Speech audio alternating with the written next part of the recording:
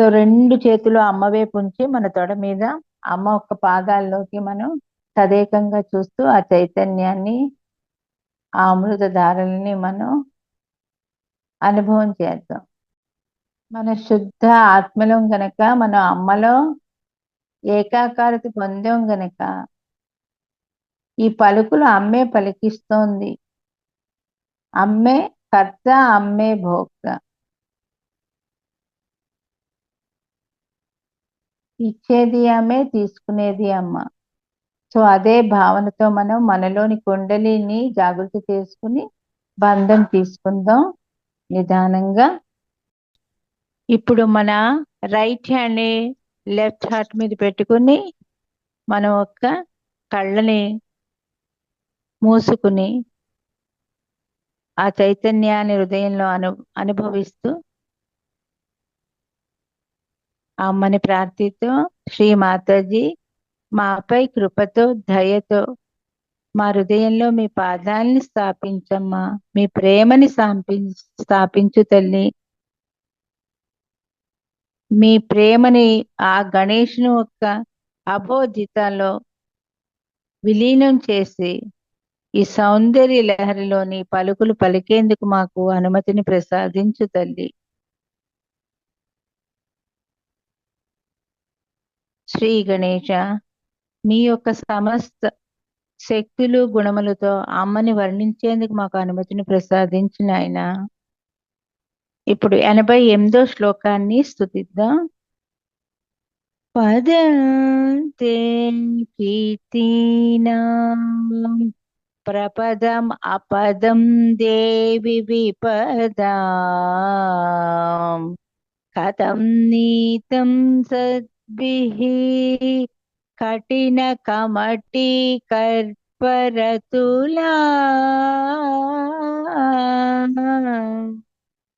కదం వా పాణిభ్యాం ఉపయమన కాలే పురవిధా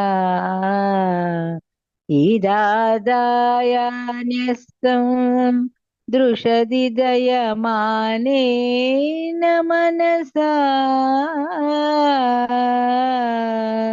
సాక్షి ఆదిశక్తి మాతాజీ శ్రీ నిర్మలా దేవి నమో నమః.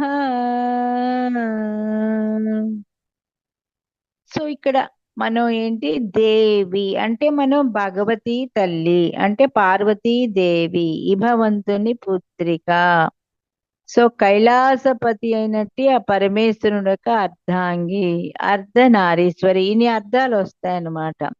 సో కీర్తినాం, కీర్తినాం అంటే ఏంటి మనకి ఇక్కడ ఆల్వేస్ యశస్సులన్నమాట, వాళ్ళు యశస్సులన్నమాట. సో ఇక్కడ పదంతే కీర్తినాం ప్రపదం, తే ప్రపదం అంటే ఏంటంటే అమ్మ ఒక్క పాదాల పైన ఉన్నటువంటి అంటే వేళ్ల పైన ఆ పాదాలు పైన ఉంటుందే, అది హార్డ్ గా ఉంటుందే మనకి. సో ఆ భాగం అన్నమాట. సో దీన్ని ఏంటంటే మనం ప్రపదం అంటాం. సో అంటే తే ప్రపదం అంటే అమ్మ నీ పాదాగ్రము అంటే ఏంటి, యాంకిల్ కింద భాగము, వేళ్ల పైన ఉండే భాగం. సో అమ్మ దాన్ని ఏమంటామో మిగాలు అంటాం, అంతే కదా. మీగాలు అంటే మనకి ఒక ఏమంటారు, తాబేలు పైన ఉంటుంది కదా చిప్ప, అది ఎంత గట్టిగా ఉంటుందంటే అమ్మ ఒక వేళ్ల పై భాగము, యాంకిల్ కింద భాగము అంటే ఆ పై యొక్క మీగాలు ఉందే అది కీర్తినాం పదం. అంటే అమ్మ ఎవరైతే నిన్ను ఆ ఒక్క భాగాన్ని ధ్యానిస్తారో తల్లి, వాళ్ళు కీర్తివంతులు అవుతారు. అంటే ఆ అమ్మ ఒక్కొక్క అవయవం కూడా మనకి సర్వ సౌభాగ్యాలను ఇస్తుంది. ఇక్కడ అది లాస్ట్ మనం ఒక 6-7 శ్లోకాలు అమ్మ పాదాల గురించే చెప్పుకుంటున్నాం, శ్రీచరణాల గురించి. సో అందుకే శ్రీమాతాజీ గారు ప్రతి దాంట్లో కూడా నా ముఖాన్ని మిగతా భాగాలను చూసే కన్నా కూడా పాదాల మీదే ఎక్కువ అటెన్షన్ పెట్టమంటారు ఆ తల్లి. ఎందుకంటే ఆ పాదాలు మనకి అనేక రకాల సౌభాగ్యాలను ఇస్తాయి. సో ఇక్కడ ఏంటంటే అమ్మా, ఎవరైతే అమ్మ నీ పాదాలను అలా పూజిస్తారో, ఆ భాగాల్ని ఎవరైతే పూజిస్తారో అమ్మా, దహరాకాశం అంటే ఏంటి, మనకి లోపలున్న ఆకాశం రెండు రకాలు ఉంటుందన్నమాట. సో అమ్మ నువ్వు అంటే మన హృదయం ఒకటి దహరాకాశం. సో ఆ దహరాకాశంలో నిన్ను ఈ రూపంలో అంటే నీ పాదాలని, ఆ వేళ్ల పై భాగాన్ని, యాంకిల్ ఒక్క కింద భాగం అంటే ఆ తాబేలులా ఉంటుంది పైన చూడు, అది అమ్మ పాదాన్ని దానితో కంపారిజన్ చేశారు కవులు. సో ఆ భాగాన్ని అమ్మ ఎప్పుడైతే దహరాకాశంలో మేము ధ్యానిస్తామో తల్లి, ఆ ఒక్క భాగం అంతా కాంతివతం అయిపోతుంది. ఎందుకంటే అమ్మ ఆ ఒక్క భాగం ఉందే కాంతియుతంగా మెరుస్తుంది. ఆ కాంతియుతం ఉన్నప్పుడు దహరాకాశంలో ఒక సీకర్ ధ్యానించినప్పుడు అదే కదా మనకి the light of the spirit lights the heart. మనం మళ్ళా అది చూడండి, శ్రీమాతాజీ చెప్పారు కదా, the light of the spirit is lights the heart, lights the Sahasrara, take us into the thoughtless awareness and take us into the virat collectivity and touching the ether element. మన పైన ఇంతటి ఆ ఏమంటారు, ఈ రకంగా అది అమ్మ మనల్ని అక్కడికి కలుపుతుందన్నమాట. అందుకమ్మా, సో నీ ఒక్క పాదాలపైన ఉన్నటువంటి ఆ ఒక్క కఠిన ప్రదేశం ఉందే అమ్మా, అది కాంతినాం పదం అంటే పదంతే కీర్తినాం ప్రపదం. నీ యొక్క ఆ ఆ ప్రపదాలు ఉన్నాయే అమ్మా, అంటే ఆ కాంతులు ఉన్నాయే, అవి నిలయం అనమాట. అంటే it is the place of Shri Mataji. So అమ్మా నిలయాలు ఆ పాదాగ్రములు ఏంటంటే ఎంత అంటే సుకుమారంగా ఉంటాయట. సుకుమారం అంటే మృదువుగా ఉంటాయి. కానీ తాబేలు పైన ఉన్న ఒక పై భాగం ఎలా ఉంటుంది, కఠినంగా ఉంటుంది. కానీ అమ్మ ఒక్క ఆ ప్రదేశం అలా ఆ పై భాగం అలా ఉంటుంది కానీ అమ్మ ఆ ఒక్క పాదాగ్రహం పైన ఉన్న ఆ క్షేత్రం ఎలా ఉంటుందంటే, అమ్మ అవయవాలన్నీ క్షేత్రాలే. ఆ క్షేత్రాలను మన ఒక్క శరీరంలోని క్షేత్రంతో ఆవిడ విలీనం అయినప్పుడు మనం ఆవిడ సర్వ సౌభాగ్యాల్ని కూడా కురిపిస్తూ ఉంటుంది. సో అమ్మా, ఆ ఒక్క నీ పాదాలు ఉన్నాయి, అవి కాంతియుతంగా మెరిసిపోతూ ఉంటాయి కదా, ఆ పాదాలు పైనున్న భాగం. ఇప్పుడు పాదాలు కాదు, పాదాల వేళ్ళు కాదు, పాదాల పైన ఉన్నటువంటి ఆ ఒక్క ప్రదేశం అన్నమాట. సో అమ్మా, అవి సుకుమారంగా ఉంటాయి, మృదువుగా ఉంటాయి తల్లి. అవి ఎంత మృదువు అంటే అవి అమ్మ ఒక ఉపాసకుడు, ఒక సీకర్ గనక ఎప్పుడైతే అమ్మా ఆ ఒక్క పైభాగాన్ని ధ్యానిస్తాడో దహరాకాశంలో అమ్మా, అప్పుడు ఆయన ఎంత కీర్తిని పొందుతాడో. అదే కదా శ్రీమాతాజీ చెప్పారు, నా లోటస్ ఫీట్ అక్కడెక్కడైతే స్టిక్ అయిపోతాయో అక్కడ ఆ ప్రదేశంలో ఆ కావలసిన కోరికలన్నీ అమ్మ తీరుస్తుంది. అది అందుకుని ఏంటంటే అక్కడ అది పదంతే కీర్తినాం ప్రపదం, నీ వేళ్ల పై భాగం, యాంకిల్ ఒక్క కింద భాగం, ఈ రెండు కలిసిన చోట ఎక్కడైతే ఒక తాబేలు పైన ఒక చెప్ప ఏ రకంగా మూసుకుని అలాగా మామూలుగా కాంతివతంగా ఉంటుంది కదా, సో అమ్మది ఆ ఒక్క పై భాగం కూడా కాంతులు చిందుతూ ఉంటాయి. ఎందుకు చిందుతాయి కాంతులు? సూర్య కిరణాలు. ఇది వరకు చెప్పుకున్నాం కదా, ఆ సూర్యకిరణాలు ఆ విరజిమ్ముతూ ఉంటాయట ఆ భాగం నుంచి అమ్మవి. ఆ ఒక్క భాగం నుంచి సూర్యకిరణాలు విరజిమ్ముతూ ఉంటాయట. ఆ సూర్యుడి కిరణాలు పడి పడి పడి పడి విరజిమ్ముతాయి. ఆ విరజిమ్ముడు ఎక్కడికి విరజిమ్ముతాయి? మన శరీరంలోని 72,000 నాడులు తడుపుతుంది, డ్రెంచ్ చేస్తుంది ఆ తల్లి. అవి ఎందుకు డ్రెంచ్ చేసి మనం ఆ చైతన్యాన్ని పొందుతామంటే అవి సుకుమారంగా ఉంటాయి, మృదువుగా ఉంటాయి. తర్వాత అవి ఎవరైతే అమ్మని దహరాకాశ ప్రదేశంలో ధ్యానిస్తారో కీర్తిని కూడా ప్రసాదిస్తాయట. సో అప ఆపదాం దేవి విపదం, అపదాం దేవి విపదాం. అమ్మా నీ మీగాళ్ళు విపదం అంటే అమ్మాయి ఎప్పుడైతే అంతే కదా, మనం అమ్మ ఒక చైతన్యంలో డ్రెంచ్ అయిపోతామో వాటి యొక్క అమృతాన్ని మనం ఆ త్రాగడానికి we will drink the nectar of the mother's love అంటాం కదా. సో అవి ఎప్పుడైతే మనం, అందుకే ఇక్కడ అర్థం ఏంటంటే మనం అమ్మ పాదాలకి జలాభిషేకం చేసి అవి మన శరీరంలో వెళుతుంది కదా ఆ నీరు, ఆ జలం, అప్పుడు అది సర్వ ఆపదల్ని కూడా తొలగిస్తుంది అనమాట. సో అమ్మ మనం అమ్మ పాదాల మించే వేస్తాం కదా, అర్థం చూడండి ఎంత డెప్త్ నాలెడ్జ్. మనం ఏమిటి ఉత్త వేళ్ళకేస్తాం ఆ జలాభిషేకం, వెయ్యం కదా, మనం యాంకిల్ నుంచి వేస్తాం జలాభిషేకం. యాంకిల్ నుంచి జలాభిషేకం చేసినప్పుడు అవి వచ్చి ఎక్కడ పడతాయి, అమ్మ వేళ్ల పైన భాగం. అది ఎలా ఉంటుంది అమ్మది, అలా మృదువుగా మా మధురంగా సుందరంగా సౌందర్యవంతంగా కీర్తిని. మనం నీళ్లు పోసేటప్పుడు మనం బాగా తీక్షణంగా అబ్జర్వ్ చేస్తే, నీళ్లు పోసేటప్పుడు అమ్మ ఒక పాదాల భాగం ఉంది ఆ పైన, అది మెరుస్తున్నట్టు మనకి కనిపిస్తుంది. సో అమ్మ అది ఆ కాంతులు విరజిమ్మే ఒక్క పై భాగం ఉంది కదా తల్లి, పాదాగ్రం అంటారనమాట దాన్ని. సో అమ్మ ఆ పాదాలు గనిక నీ బిడ్డలు దహరాకాశంలో సేవించినప్పుడు అమ్మ, అంటే మనం అవి అభిషేకం చేసి అవి మనం స్వీకరించినప్పుడు సర్వ ఆపదలు కూడా తొలగిపోతాయమ్మా. సో ఎందుకంటే మీ యొక్క మిగాళ్ళు ఉన్నాయి కదమ్మా, అవి అవి సుకుమారంగా ఉంటాయి అమ్మవి. ఆ సుకుమారత్వం ఎప్పుడూ కూడా ఉమ్, తన బిడ్డలకి ఆపదలు వస్తే తట్టుకోలేవుటవి. అవి సుకుమారంగా ఉన్నప్పుడు ఆ బిడ్డలకి కష్టాలు వచ్చి అమ్మ అని పిలుస్తారే అభిషేకించే ముందర, అది అవిట తట్టుకోలేవుట ఆపదలు. అంటే తన బిడ్డలకు ఆపదలు వస్తుంటే, అందుకే కదా ఆ జలాభిషేకం శ్రీ గణేశత్వంతో చేసినప్పుడు అవి తాగితే మనకి సమస్త సౌభాగ్యాలు సమస్త దుఃఖాలు వెళ్ళిపోతాయి.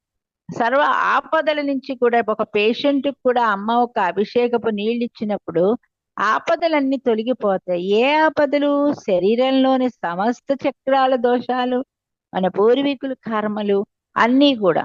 సో ఇక్కడ ఏంటంటే అమ్మ ఒక్క ఆ పాదాగ్రమం నుంచి చేసినటువంటి, మనం సేవించినప్పుడు దహరాకాశంలో అభిషేకించినప్పుడు, అంటే మూడో నేత్రంతో మనం అది దహరాకాశంలో మనం ధ్యానించినప్పుడు, సో బాహ్యంగా చేయడం వేరు, దహరాకాశంగా చేయడం వేరు. ఇక్కడ దహరాకాశంలో మనం అది ఆఖరి స్థితిలో మన అమ్మ పాదాలని ఆ రకంగా ధ్యానించినప్పుడు సర్వ ఆపదల నుంచి మనం బయటపడతాం.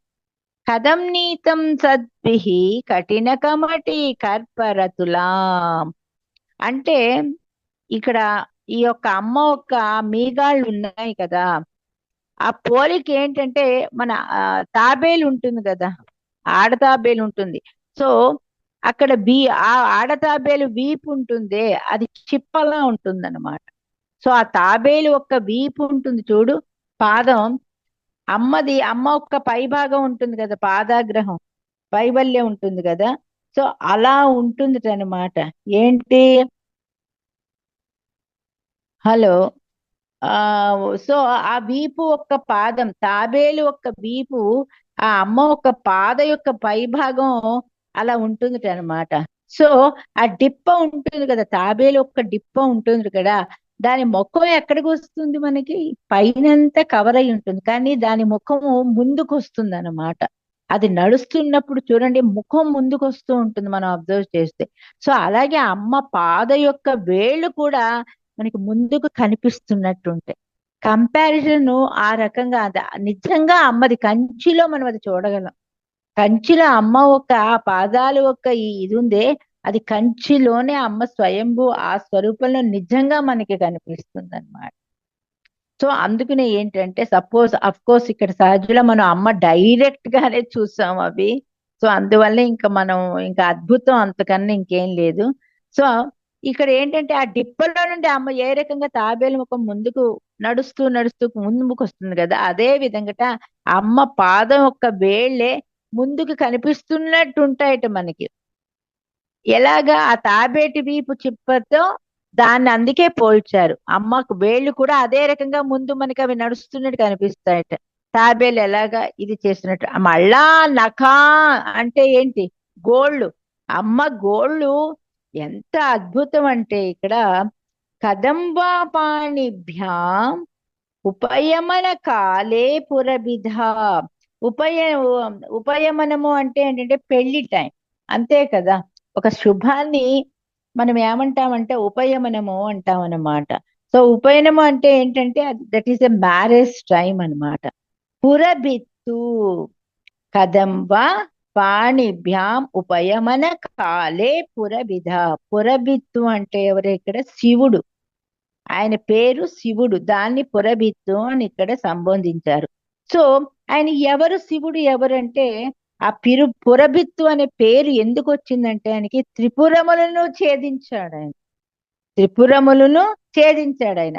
అందుకే ఎప్పుడైతే త్రిపురలను ఛేదించాడో ఆయన మనస్సు కూడా కఠినంగా ఉంటుందన్నమాట. అమ్మ ఒక్క ఆ వేళ్ల కింద భాగం మృదుత్వంగా, సుందరంగా, సౌమ్యంగా తన బిడ్డలు ఎవరైతే దశరాకాశంలో పూజించుకుంటారో వాళ్ళకి సర్వ సౌభాగ్యాలను ఇస్తుంది. వాళ్ళని తన ప్రేమలో డ్రెంచ్ చేస్తూ ఉంటుంది, అంటే తడుపుతూ ఉంటుంది. ఏమిటి? సాధకుడు ఒక 72,000 నాడుని కూడా ఆవిడ తడుపుతూ ఉంటుంది. అదే విధంగా మనకి త్రిపురాన్ని కూడా జయించినటువంటి శివుడు ఆయన కూడా ఏంటంటే చాలా కఠినుడు, తొందరగా లొంగడాయన. ఆయన లొంగాలంటే అది చాలా కష్టం అన్నమాట. మదర్ అంటారు కదా, I can as a mother help you and I can forgive, but lord Shiva ఎంత మంచివాడో అంత కఠినుడు కూడా అని అమ్మ చెప్పారు. సో అలాంటి పాణిభ్యం, అలాంటి కఠినుడు అయినటువంటి త్రిపురలను జయించినటువంటి ఆ శివుడుట ఈ పెళ్లి టైంలో కదంబ పాణిభ్యాం అంటే ఆయన ఆ ఒక్క ఉపయమను అంటే పెళ్లి సమయం అన్నమాట. ఆ సమయంలో ఆయన ఏం చేశాడట? అంతటి కఠినుడైన శివుడు కూడా పాణిభ్యాం అంటే ఆ పాదాలకి చేతులతో తీసి రుబ్బురోలికి పెడతారు భర్త. సో ఆ తండ్రి కూడా జగత్ పిత అయినటువంటి ఆ ఒక్క శివుడు శంభో. సో ఆయన ఏం చేస్తాడంటే అమ్మ పాదాలను అబ్జర్వ్ చేసి, ఆయన ఎప్పుడు అనుకుంటూ ఉంటాడు కదా, అమ్మ పాదాలు సుకుమారం సౌందర్యం నాకు ఎప్పుడు స్పర్శించే భాగ్యం వస్తుందని అనుకుంటూ ఉంటాడు. క్రితం శ్లోకాల్లో చెప్పుకున్నాం మనం. సో అందుకే ఆయన ఏం చేస్తారంటే ఇంత త్రిపులను కూడా కోపంగా, రుద్రంగా, కఠినంగా శిక్షించిన శివుడు ఆ పాణిప్యం సమయంలో ఏం చేస్తారంటే ఆయన అమ్మ పాదాలను ఆ ఒక సన్నె కల్లి పైన పెడతారనమాట. అంటే ఆ రుబ్రోల మీద పెడతారు కదా, భర్త తీసి పెడతాడు కదా, ఎందుకు మెట్లు పెట్టడానికి ఆ పెడతాడనమాట. అప్పుడు అమ్మ ఒక మీగాళ్ళు అంటే అదే పాదాగ్రం అంటే అవి చాలా సుకుమారాలుగా ఉన్నాయి గనక ఆ కఠినుడైనటువంటి శివుడు కూడాట అమ్మ ఒక పాదాల్ని చాలా స్లోగా ఎత్తి వాటినిట ఆ ఒక్క దాని మీద పెడతాట. దేని మీద? ఆ సన్నె కళ్ళు పైన, అదే సన్నె కళ్ళు అని అంటారు ఏదో, I'm not sure. So so కన్యకలు అంటే ఆ రుబ్రోలు అనేది నాకు తెలుసు, దాని మీద పాదాన్ని పెడతారు. సో అమ్మ అక్కడికి చాలా తన చేతులతో కఠినుడైనటువంటి శివుడు కూడా భయపడి ఆ సుకుమారమైన అమ్మ పాదాగ్రామాన్ని ఆ రుబ్రోల మీద పెడతాడనమాట.